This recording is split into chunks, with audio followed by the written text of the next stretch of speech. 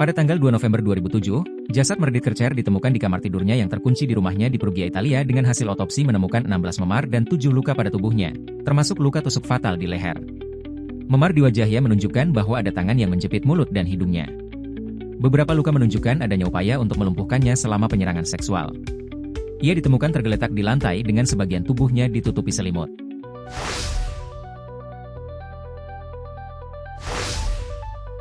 Amanda Knox, seorang mahasiswa Amerika yang merupakan teman sekamarnya dan pasangannya saat itu Raffaele Sollecito, menjadi tersangka atas beberapa alasan. Pihak berwenang menganggap perilaku Knox dan Sollecito setelah kejadian sebagai hal yang tidak pantas dan menunjukkan kurangnya penyesalan, yang mereka tafsirkan sebagai hal yang mencurigakan. Knox juga dicurigai karena memberikan keterangan yang saling bertentangan tentang keberadaannya pada malam pembunuhan. Pisau dapur yang ditemukan dari apartemen Sollecito dihadirkan oleh jaksa penuntut sebagai senjata pembunuh potensial. Mereka mengklaim bahwa DNA Knox ada di gagangnya dan DNA Kercher ada di bilahnya, menyebutnya sebagai pisau DNA ganda. DNA Sollecito juga dilaporkan ditemukan di penjepit penutup dada Kercher, yang ditemukan di TKP. Knox dan Sollecito dijatuhi hukuman pada Desember 2009 karena pembunuhan Kercher. Namun bukti forensik ini kemudian dipertanyakan karena potensi kontaminasi dan kesalahan prosedural. Setelah beberapa kali persidangan dan banding, pada Oktober 2011 baik Knox maupun Sollecito dibebaskan, dengan pengadilan menyatakan kurangnya barang bukti atas keterlibatan mereka.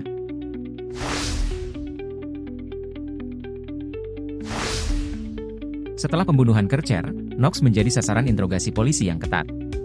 Ia menuduh Patrick Lumumba majikannya saat itu terlibat dalam pembunuhan.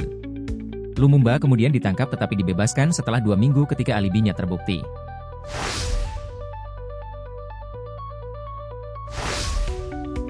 Pada Desember 2009 bersamaan dengan hukuman atas pembunuhan Kercher, Knox juga dihukum atas pencemaran nama baik terhadap Lumumba. Knox yang telah mencabut tuduhannya mengklaim bahwa tuduhan itu dibuat di bawah tekanan selama pemeriksaan agresif tanpa perwakilan hukum atau layanan penerjemahan yang tepat. Ia dijatuhi hukuman penjara 3 tahun atas pelanggaran ini, yang telah dijalaninya selama penahanan awalnya. Pada Januari 2016, Pengadilan Hak Asasi Manusia Eropa ECHR memutuskan bahwa hak-hak Knox telah dilanggar selama interogasi, dengan mencatat tidak adanya pengacara dan penerjemah yang kompeten. Keputusan ini menyebabkan pembatalan hukuman pencemaran nama baik dan mendorong pengadilan ulang. Pada bulan Juni 2024, Pengadilan Banding Italia mengembalikan hukuman pencemaran nama baik Knox, dengan menegaskan bahwa terlepas dari temuan ECHR, bukti mendukung kesalahannya dalam menuduh Lumumba secara keliru. Knox tidak menghadapi hukuman penjara tambahan, karena ia telah menjalani hukuman awal. Namun pada tanggal 23 Januari 2025, Mahkamah Agung Kasasi Italia menegaskan putusan ini, yang menandai keputusan akhir dalam kisah hukum yang berlarut-larut. Patrick Lumumba menyatakan puas dengan putusan tersebut, sementara Knox dan tim hukumnya menyatakan terkejut, mengingat putusan ECHR sebelumnya.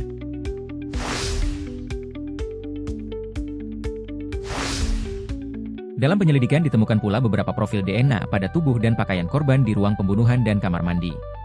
Pemilik DNA tersebut adalah Rudy Guede, seorang warga negara Pantai Gading.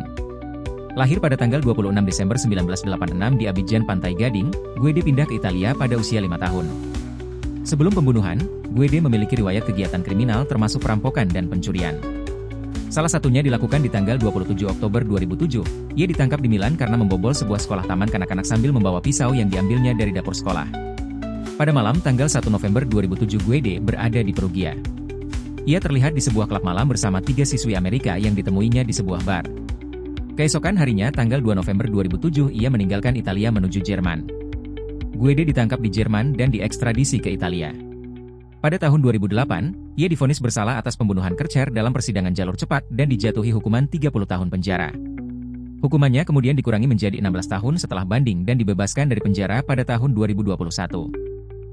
Tuliskan pendapat Anda di kolom komentar. Jangan lupa klik tombol suka, ikuti akun dan aktifkan lonceng pemberitahuan. Sampai jumpa di video selanjutnya.